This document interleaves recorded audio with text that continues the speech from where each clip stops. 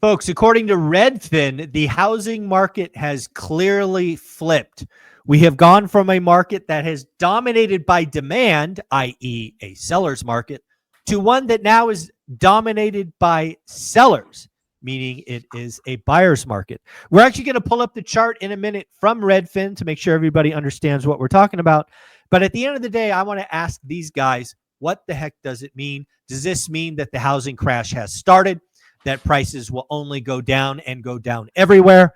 As always, we welcome them how they joined. And Matt, you were here first today. How you doing, buddy? I'm doing great. Excited to be here. Awesome. And Dion, how are you?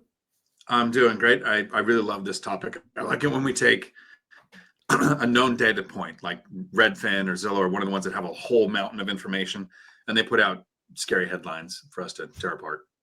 There you go. Well, also, let's get Sunday ironed out. Now, we were going to do a session last week, but some family matters came up. No problem.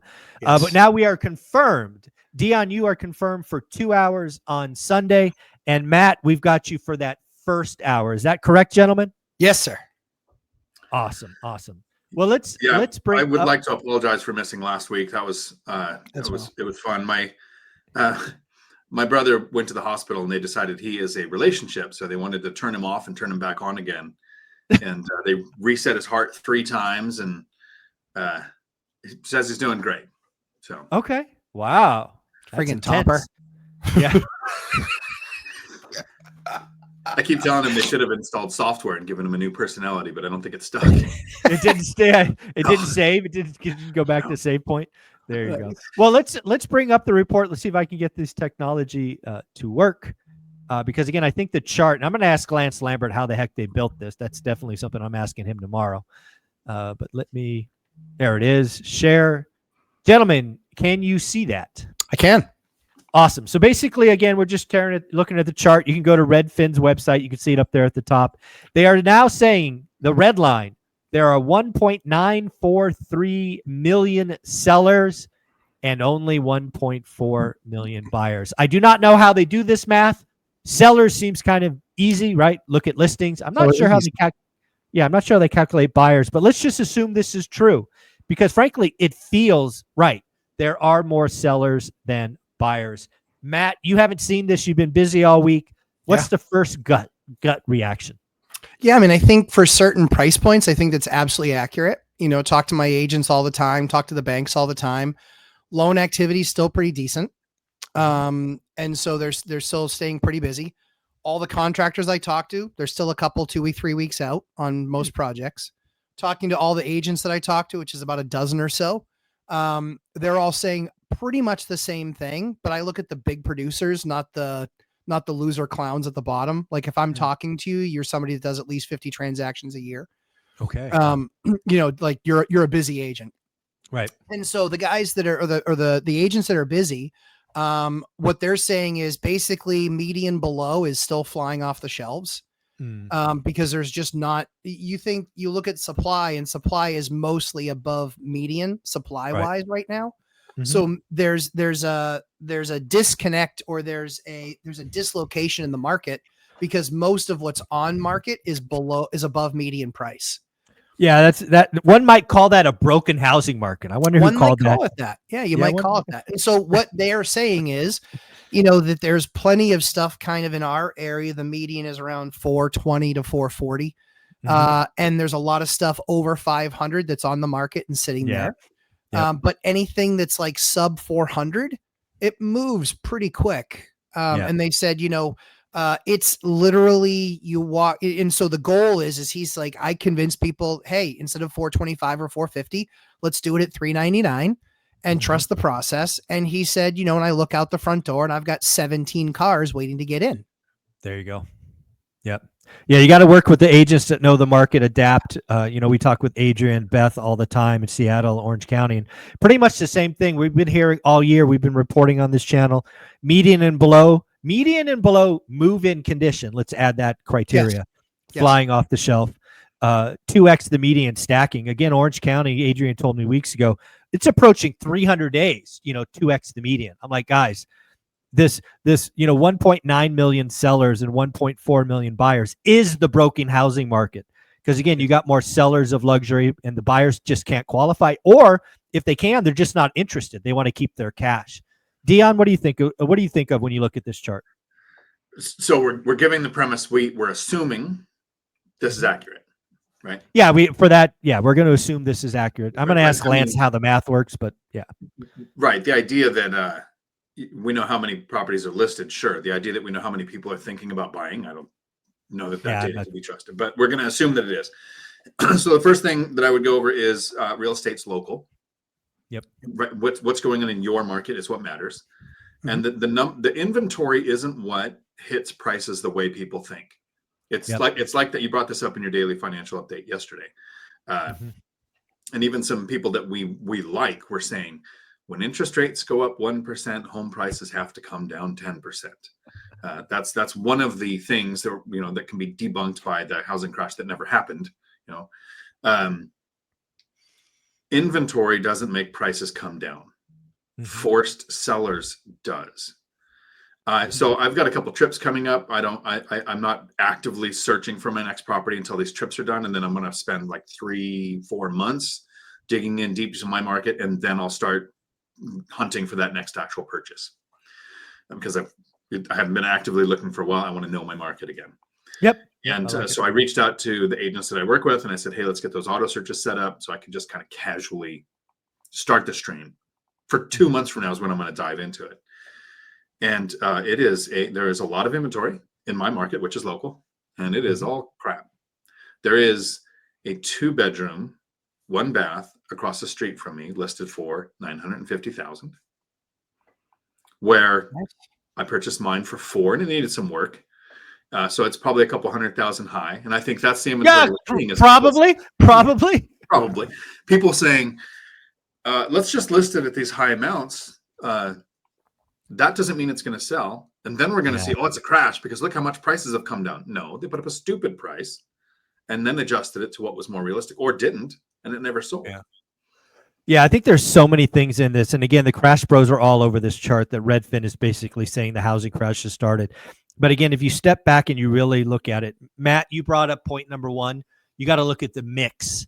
Yeah. The mix is clearly skewed higher. And you know what's crazy about the mix is you could actually have price discounts and have the median price go higher. That's just how math works, right? Absolutely. It's true. That is how math works. That's how math works. And then Dion, you're absolutely right. What I am seeing is that below the median, or houses that are move-in condition and whatnot are selling. But there's a lot of what I've been telling people for years is called wish pricing. Yeah. Right. A 900-1 in a market where you got a duplex for whatever it was, 400. That's just wish pricing. Now, here's a couple of things that will happen. That seller who is not motivated will keep it at 900 and just wait out the listing contract, which might be 6 months. Or they're going to wait out 30, 45 days and they'll have a price cut. Because inside that 900 is going to be no activity, no showings, no offers. And we're going to figure out if they're motivated, slightly motivated, or not motivated at all. So what we're seeing in these numbers, the 1.9 million sellers, is we, without question, have wish pricing. The question people have to ask themselves is how much? Is it 5% of my market? Is it 10% of my market? Is it 25% of my market? It is some non-zero number. And then you all need to be looking at your buy box and asking yourself, what percent of active listings in my area are below the median? What is above the median? And then what is 2x the median? Because I think what a lot of people are missing is there are so much inventory stacking up 2x the median. It's almost getting comical. Right. And again, if you go 2x the median, like Orange County or 2.5 million, you're going to see some discounts of $500,000. Oh my God, this estate was listed at 2.7 and it sold for $2 million, $700,000 off. A crash is here. No, you moron. You just yanked the median price higher because you sold a $2 million home. Well, and even worse was they bought the thing 2 years ago for $1.6 million. Exactly. So they're still in the money. Yeah, they're still making money, which is the funniest part, because in my market, and this is where we talk about assets all the time, right, Mike? Where we talk about, hey, what are the different assets that we're looking at within the same market? Because maybe single families don't work, but maybe dupes, tries, and quads do. Maybe 5-plexes. That's all that works. Who knows? Yeah. Who knows? Maybe only commercial works, but that's what we're talking about it. So interestingly enough, in May, we set the record again for highest price duplex in the area. We also set the record for the highest price quadplex in the area. So I would say, glass half full, glass empty. I think it's amazing because the one asset, that I'm really been pushing people for 2 years, saying, hey, this is the most undervalued asset in the market, 2s, 3s, and 4s. Keep your eyes on those. You have. The dislocation is there with single families. A single family 3-bed, 2-bath or 3-bed, 1-bath is, $450,000, but a duplex is $600 with 2 3-beds, and you're only getting a 10 or 15% discount in the rent. Guys, it's math. And so what's interesting is that even with $500,000 plus, and this is where a lot of these crash bros, this is where they show just that they're stupid and that they don't know how to actually do math, but understand markets.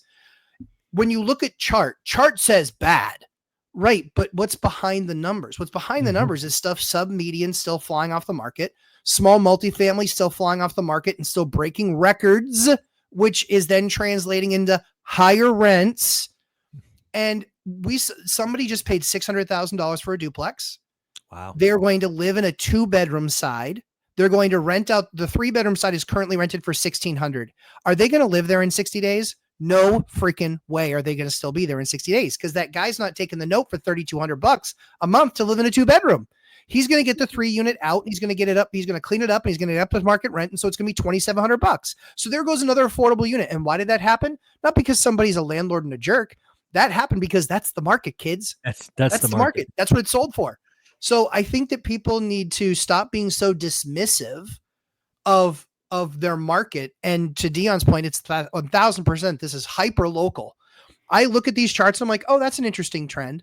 Don't care much after that, because I'm seeing what I'm seeing in my market. I'm talking to all the market movers in my market. And you see the field in front of you, not of course. Right? Yeah. I mean, then that's the thing is, Nick Gurley can say how much the market's crashing and all of these boneheads. This is how much it's crashing. And all I do is write and cash bigger checks. So thank you guys. I appreciate that. Yeah, I'm starting to love the crash bros because they're going to keep more and more people away, more and more people afraid. And again, I want less competition. So at the end of the day, more and more people should watch their channels because it reduces our competition. It does. But don't get it twisted. A lot of those guys have actually gone out and bought homes, which I always thought is kind of disingenuous, if you know what I mean. Let's go build a YouTube channel based on fear. Let's tell people housing crashes are coming. But oh, by the way, we're buying homes. Which is just, I don't know, uncool to me. But anyways, who cares? He scared people into making him rich. Yeah, exactly. Well he's hella, yeah. Well done, guys. But Dion, let's play it on the field, right? You're telling us you're going to go shopping. You've got to be ecstatic by this chart from Redfin because again, it means you have less competition, you have more supply, and as you proved with your duplex, you chased it down. You followed up. You took a $500,000 listed property, bought it for $4 million, turned it into $1 million. You've got to be ecstatic to do this again. Well, I'm probably not as happy as Nick's parents getting him out of the basement, but I am. So the way I'm looking at this is based on the assumption that this data is accurate. I am ecstatic because when I go to hunt for the property, it isn't so much how many properties are for sale, but it's compared to how many properties are for sale, how much competition do I have? And you both nailed it with less competition. If there are less buyers and there's more properties listed, that doesn't mean it's going to be easier for me to find deals. What it means, and I'm going to have this conversation with the agents that I work with, I'm going to make shotgun list, offers. Yep.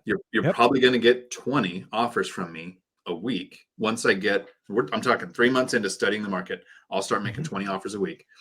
My agents know they'll do 20 offers for me. It's 5-10 minutes worth of work, check the boxes, make sure everything's in the right order, and then make the offers. They'll expect one to get accepted after a couple of weeks, probably. I think I'll make many offers before anybody looks at mine and goes, well, why would I take that offer? Well, it's the only offer they're getting if there's not that many buyers. But that's just the first half. The second half that I'm actually really excited about, as the pendulum swings towards that buyer's market, whether we're there or with the pendulum's straight up and down right now, I have more negotiation power because if I get under contract, I won't get all emotionally invested into that property. This is a deal worth pursuing. This is a number that made sense for me. But I've got these other 19 offers out there. And when I go, I want this done, or I want this price adjustment, or I found this out in an inspection, so this is the negotiation tool I'm using. And they go, well, we're not going to acquiesce to that. I'm like, okay, cool. Cancel. We're in my review period. I'm out of here and on to the next one. So I'll have more deals with less competition, and I'll have stronger negotiation. And the person with the ability to walk away has the power. Absolutely right. Guys, at the end of the day, as investors, which is what we talk to here at One Rental at a Time, never, never, never forget. You want less competition. Thank you, Crash Bros. You want more inventory. Thank you, Crash Bros. And you want more motivated sellers. That is where a buyer's market comes in. And I look forward to all of you writing plenty of offers, following up plenty of times, and closing a deal of a decade, or maybe a deal of a lifetime. Matt, where can people find you? Find me Thursday nights, 9 p.m. Eastern time on YouTube. When we're sitting there, we just answer your questions about the market. This Thursday, tomorrow, is my Raging Tomatoes 8-on-1 conversation, we'll call it. Please recognize that if you go to that event, you will hear cursing and swearing and massive amounts of belittling. You will hear thoughts that you can't possibly wrap your head around. So it's not for the faint of heart. I don't want Mike, and frankly, probably don't want Dion there either, because it's going to get really nasty, because it is the arena, like the Coliseum, for words. So that's tomorrow night, 9 p.m. Eastern time on the Raging Tomato. We'll be talking about how programs are being eliminated and destroying the country. I can't wait for this. I'm gonna ask for the summary from people who do watch it, because I you're right. That format does not fit my personality. Honestly, I'm happy to do it. Better you than me. That's so awesome. Yes. Dion, where can they find you? Right here on YouTube, Dion Talk Financial Freedom, where every Tuesday at 4 p.m. Pacific, I do a live stream that lasts as long as the questions do. And in a few weeks, you will see me on a live webinar on the Bigger Pockets platform. And when I know the date and time, I will put that information out there. And I also hear rumors that someone else will be hanging out in the Bigger Pockets sphere with me in October in Las Vegas. Very cool. I did. I got the head nod that One Rental at a Time will be a speaker at Bigger Pockets. I just signed their electronic thing. So yes, I will be at Bigger Pockets as well. Not just camping in the lobby, because I'm too cheap. I'm too cheap for. I guess we'll leave that for me. All right, guys. Don't forget, you get these fine gentlemen Sunday inside school. Sign up. It's $20 per month. If you don't like it, feel free to cancel. It's not a year-long commitment, but trust me, you want to be around these guys and pick their brains. Thank you so much. Later. Thanks, Mike. Yeah.